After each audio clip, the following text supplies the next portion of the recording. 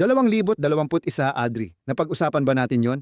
Naaalala ko, galing tayo sa naluluging club noon, di ba? Ibig sabihin, isang club na pinamahalaan, lalo na sa aspeto ng pananalapi.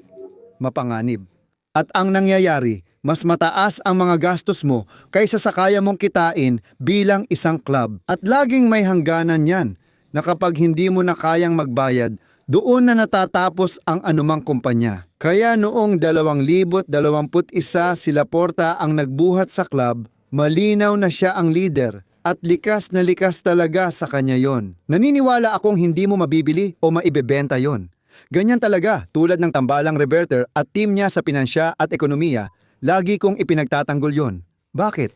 Dahil sa isang banda, kailangan natin ng imahe ng isang leader na bumabangon para sa club at sa kabilang banda, kailangan natin ng analyst at ng taong gagawa ng mga dapat gawin. Mga hakbang na di man popular, kailangang ipatupad.